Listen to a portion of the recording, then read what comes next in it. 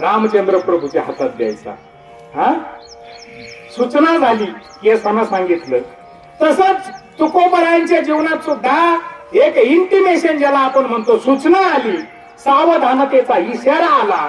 त्या केसाला तुकोबरायांनी पाहिलं आणि तुकोबरायांनी थोडस चिंतन केल्यानंतर तुकोबरायांना असं वाटलं की अरे हा केस तर माझ्या बरोबर बोलतोय, आणि माझ्या बरोबर नुसतं बोलत नाही तर मला सावध करतोय. आणि त्या असणाऱ्या केसानं तुकोबरायांना काय सावध केलं याचं वर्णन आज आपण सेवेकरता निवडलेला अभंग आहे ना त्याच्यामध्ये आले. तुकोबराय म्हणतात मला त्या केसानं सावध केलं. जरा कर्णमुळी, जरा म्हणजे म्हातारपण, कर्णमुळी म्हणजे उगवलेला पांढरा केस, सांगू आली गोष्टी. तो केस मला काहीतरी सांगतोय, माझ्या बरोबर हितगुज साधतोय. आणि काय सांगतोय माहितीये का तुकाराम महाराज, मृत्यूची एक भेटी जवळी आली. त्या केसानं महाराजाला सांगितलं महाराज मृत्यू जवळ आला बरं का. आणि मग ही गोष्ट जगद्गुरु तुकोबारायांना ते ध्यानात घेतली आणि जगद्गुरु तुकोबारायांनी मग आपल्या मनाला उपदेश केला.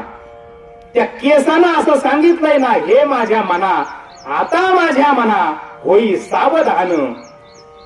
मनाला सावध केलं. आपल्या सुद्धा जीवनात आपल्याला सावधानतेचे इशारे येतात, पण आपण त्याच्याकडे दुर्लक्ष करतो, है की नाही. आपल्या आता तुम्ही सांगा, इथं पाहुणे रावळे आपल्या गावागावावरून आलेले पाहुणे रस्त्यावरून येत असताना तुम्हाला अनेक ठिकाणी हिरवा बोर्ड आणि पांढरा अक्षर दिसलं. त्याच्यावर लिहिलेलं आहे सावधान पुढे शाळा आहे, गाडी हळू चालवा. सावधान पुढे अरुंद पूल आहे. सावधान पुढे वाकडे तिकडे वळण आहे. सावधान पुढे गाव आहे. आम्ही ज्यावेळेस नगरला येतो ना शेवगाववरून, करंजीचा घाट लागतो, त्या घाटाच्या पायथ्यालाच बोर्ड आहे सावधान गाडी हळू चालवा पुढे घाट आहे. आणि खाली मजेशीर वाक्य लिहिलेलं आहे, गाडी धीरे चलाना पप्पा जल्दी घर आणा. एका मुलीची ती किंवा मुलाची हाक आहे आपल्या बापासाठी, गाडी धीरे चलाना पप्पा जल्दी घर आणा. धीरे चलाना तरच जल्दी घर आणा, आणि मग सुसाट सुटणं तर तिकडच दरीत जाणार, बरोबर की नाही. नियम पाळला तर आपण. एक गोष्ट लक्षात ठेवा, त्या घाटाच्या खाली लिहिलेला नियम आहे सावधान गाडी हळू चालवा. आणि घाटाच्या वर आलं का गव्हाणे बाबांची समाधी या बाजूला, आणि इकडच्या बाजूला मारुतीचं मंदिर, आणि पुन्हा बोर्ड आहे धन्यवाद आपला प्रवास सुखाचा हो. तुम्हाला सगळ्याला एक प्रश्न आहे, धन्यवाद हा बोर्ड पाहण्याकरिता आपल्याला काय करावं लागेल? सावधान या बोर्डाच्या खाली जो नियम लिहिलाय तो पाळावा लागेल. तो पाळला तरच धन्यवाद. मनुष्य जीवनात हेच आहे.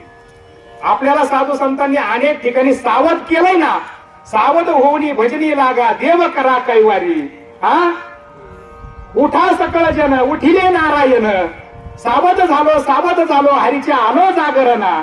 हे जे सावध केलंय ना, त्या सूचना पाळल्या तरच आम्ही शेवटी आमच्या छातीला हात लावून म्हणू शकतो धन्य आम्ही जन्मा आलो. नाहीतर जन्म वाया गेला. धन्य आम्ही जन्म आलो. कधी? अगोदर दास विठोबाचे झालो आणि त्याच वेळेस धन्य आम्ही जन्म आलो. आणि म्हणून या ठिकाणी सावधानतेचा नियम पाळल्याशिवाय धन्यतेला प्राप्त होत नाही. पण आपलं कसं असतं, आपल्याही जीवनात येतात ना, आता आमचाही दात हालायला लागला पडला, आम्ही दुसरा बसवतो, पण खायचं चालूच आहे. आमचाही केस पिकल्यानंतर आम्हाला त्या केसानं सांगितलं बाबा संसार रूपी गाडी पोराच्या हातात देऊन टाक, पण आम्ही काळे करून चालवल्या. त्याच्यामुळे आमचे ऍक्सिडेंट झाले, बरोबर की नाही. म्हणून आम्हालाही सावधानतेचा इशारा येतो, पण आम्ही सावध होत नाही. साधू संत सावध झाली. जगद्गुरु तुकोबारायांनी त्या केसाचं ऐकलं आणि मनाला उपदेश केला, आता माझ्या मना होई सावधान, ओम पुण्याची जाण कार्यसिद्धी. त्या ओंकाराचं पांडुरंगाचं प्रणवाचं स्मरण कर, तुझं इष्ट कार्य सिद्धीला जाईल. मनाला सावध केलं. आता एखादा माणूस म्हणेल जगद्गुरु तुकोबारायांनी मनाला का सावध केलं, तर मनाला सावध करण्याचं कारण एकच आहे की जगातले जेवढे काही जीव आहेत ते सगळे मनाच्या आधिपत्याखाली काम करतात, आणि मनाचा सहज स्वभाव अधोगतीकडे जाणं हा आहे. मन करारे प्रसन्न हा. सिद्धीचे कार्य. मोक्ष अथवा बंधन सुख समाधान इच्छा ते. आणि म्हणून मनाचा स्वभाव तरुण सागरजी महाराजांचं एक जैन धर्माचे धर्मगुरु होऊन गेले. त्यांचं एक वाक्य ते म्हणतात, पाण्याचा आणि मनाचा स्वभाव सारखा आहे. पाण्याचा स्वभाव ज्ञानोबारायांनी सांगितलं, खालरा धावे पाणी. तुम्ही सांगा, इथं पाणी ओतलं पुढे जाणार आहे, इकडे उताराला नदीत जाणार आहे. ते पाण्याचा स्वभाव उताराकडे जाणं, तसाच मनाचा स्वभाव सुद्धा अधोगतीकडे जाणं. अधोगतीकडे जाणं मनाचा सहज स्वभाव आहे. तुम्ही सांगा, शिव्या द्यायच्या शिकवाव्या लागतात की अ आ ई शिकवावं लागतं? अ आ ई शिकवावं लागतं. नुसतं शिकवावं लागत नाही तर छळ्या देऊन शिकवावं लागतं. आणि शिव्या नलगती सायास, सहज त्या असणाऱ्या शिव्या माणसाला येतात. एखादा जर द्यायला लागला तर शिव्या पट्टू जर असला तर एक शिवी दिवसभर डबल येऊ देत नाही, एवढा त्याचा शिव्याचा अभ्यास असतो. चांगल्या गोष्टी शिकवाव्या लागतात, वाईट नाही. तुम्हाला भजनाला जा, टाळ घ्या हे शिकवावं लागतं. पण जुगार खेळा, दारू प्या हे शिकवावं लागत नाही. दारू प्यायच्या टायमाला काय करायचं, किती पाणी टाकायचं, डोळे कसे झाकायचे, आपोआप येतं. शिकवावंच लागत नाही, त्याचा कोर्स द्यायची गरज नाही. आणि म्हणून या ठिकाणी मनाचा स्वभाव सांगितला अधोगतीकडे जाणं. पण तरुण सागरजी महाराजांचं वाक्य आहे, ते म्हटले पाण्याला आणि मनाला दोघांची दिशा बदलायची असेल, त्यांचं अधोगतीकडे जाणार ते जाणं ऊर्ध्वगतीकडे न्यायचं असेल तर त्याच्याकरता एक उपाय आहे. पाण्याला यंत्र आणि मनाला मंत्र दिला तर दोन्ही ऊर्ध्वगामी होतात. खड्ड्यातलं पाणी मोटर टाकली की चढायला येतं आणि तिथली असणारी ओसाड भूमी सुजलाम सुफलाम होती. त्याच पद्धतीने या मनाला जर मंत्र दिला ना तर हे असणारं मन उन्मन होतं. आणि या मनात सुद्धा जसा त्या गोपाळांनी काला केला तसा काला या मनात होत असतो. आणि नाही केलं तर मग कालवाच चालू राहतो. आणि म्हणून जगद्गुरु तुकोबारायांनी या अधोगतीकडे धावणाऱ्या मनाला उपदेश केला, आता माझ्या मना होई सावधान, ओम पुण्याची जाणं कार्यसिद्धी. पण माणसाला मन दोन राहतात. असा तुकाराम महाराजांनी मनाला उपदेश केला, दुसरं मन जाग झालं. आणि ते तुकाराम महाराजाला काय म्हणतो, महाराज तुमचं काय लय वय झालं काय, आता शिक तुम्ही 38 वर्षाचे, अजून तर तुम्ही तरुण आहेत. हाय तरुण तर घ्या माझ्या करून, गेलं मरून म्हणजे टाकते पुरून.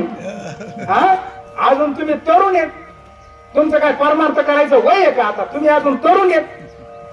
आणि हा मोठा गैरसमज आहे समाजामध्ये. एखादा तरुण जर परमार्थाला लागला का बाकीचे लगेच त्याला म्हणतात, हे म्हातारा झाला काय, लय म्हातारा झालाय जसं काय माळ घालायला. मग परमार्थाला कधी लागायचं माहितीये का, बल्पाच्या दोन्ही तारा तुटल्यावर, कामातून गेलं. बल्पाच्या दोन्ही तारा तुटल्या का मग व्होल्टर मध्ये घालतो, उजेड पडायची वाट पाहतो. अरे व्होल्टर मध्ये काय आता टिपीत नेऊन घाल, त्याचा उजेडच पडणार नाही. त्याच्याबरोबर तो आज होईल पण उजेड पडणार नाही. म्हणून विवेकानंद एका ठिकाणी सांगतात, अरे परमार्थ करणं हा तरुणाचा विषय. जो तरुण आहे तोच माणसाला तारून नेऊ शकतो. म्हणून परमार्थ तरुणपणात करा. आणि एक्झाम्पल तुम्ही ते उदाहरण पहा ना, ज्ञानोबारायांनी काय 80 वर्ष व्हायची वाट पाहिली का? अहो 21 वयामध्ये ज्ञानोबाराय विश्वाचे गुरु झाले. अहो या 42 वयामध्ये जगद्गुरु तुकोबाराय जगद्गुरु झाले. सगळ्याच असणाऱ्या संतांचं 50च्या आतच त्यांनी आवरून घेतलं. आपण लोक आवरीत नाही, आपले लोक वाट पाहत, हे अजून गेलं नाही का, तरी आम्ही आहेच अजून. आणि म्हणून या ठिकाणी जगद्गुरु तुकोबारायांनी मनाला उपदेश केला. तर त्यांचं दुसरं मन म्हणतं, दुसरं मन, महाराज अजून तुम्ही तरुण आहेत, आताच काय परमार्थ करायची गरज आहे. आपल्याला देवानं 100 वर्षाचं आयुष्य दिलंय ना, मग तर आईश करायची. नंतर तुम्हीच म्हणतात ना एका अभंगात की अंतकाळी नाम आले ज्याच्या मुखा, तुका म्हणे सुखा पार नाही. मग अंतकाळाला घ्यायचं म्हणे, आताच कशाला घ्यायचं. त्या दुसऱ्या मनानं सांगितलं. तर मग पहिलं मन तुकोबारायांना म्हणतं की त्या दुसऱ्या मनानं सांगितलेलं जे काय मत आहे त्याच्यावर माझा आक्षेप आहे. काय आक्षेप आहे माझा? हा आक्षेप आहे की माणसाचं मरण कधी येईल माणसाला सांगता येतं का? शेवटची घडी बुडताना लगे वेळ, साधा तो काळ जवळ आला. शेवट कधी होईल सांगता येत नाही. म्हणून आताच आपण मध्यान्नाला सावध व्हावं. तुम्ही सांगा, दुपारचा टाइम आहे, आपल्या डोक्यावर सूर्य आलेला आहे, आणि त्यावेळेस आपण जर विचार केला की आपल्या सावलीच्या डोक्याला हात लावायचा, लावता येईल की नाही? आता येईल ना. आता आपल्या पायाजवळ सावली आहे, आता लावता येईल. पण तोच विचार तिसरा पारा केला तर मग नाही लावत. तिसरा पारा सावल्या लांबलेल्या असतात, सावलीच्या डोक्याला हात लावता येणार नाही. आपल्या डोक्याला लावले मग तिथं दिसतं. हा, मग म्हातारपणात हेच आहे, आपल्याच डोक्याला हात लावून बसावं लागतं. काय होतं, कसं झालं, काय केलं, सगळं वाया गेलं. अरे आपल्या डोक्याला लावण्यापेक्षा मध्यान्नाला सावध हो ना. हा, म्हणून या ठिकाणी म्हटलंय, साधावा तो काळ जवळी आला. आणि मग ते असणार मन तुकोबरायांना म्हणू लागलं, महाराज याच्यासाठी मी काय उपाय करू? मला तुमचं सगळं मान्य आहे, आता मी सावध व्हायला तयार आहे, पण याच्यासाठी मी काय करू? तुकाराम महाराजांनी सांगितलं, तुका म्हणे चिंती कुळीची देवता, वारावा धोवता शब्द मिथ्या. तुकोबराय म्हटले, अरे तुझ्या असणाऱ्या इष्ट देवतेचं, कुलदेवतेचं चिंतन कर. आणि तुकोबराय त्यांचं कुलदैवत तुम्हाला माहिती आहे ना, विठ्ठल कुळीचे दैवत. हा, तुका म्हणे जाते स्थानकाधिक ध्याती, ते आमचे कुलदैवत पांडुरंग.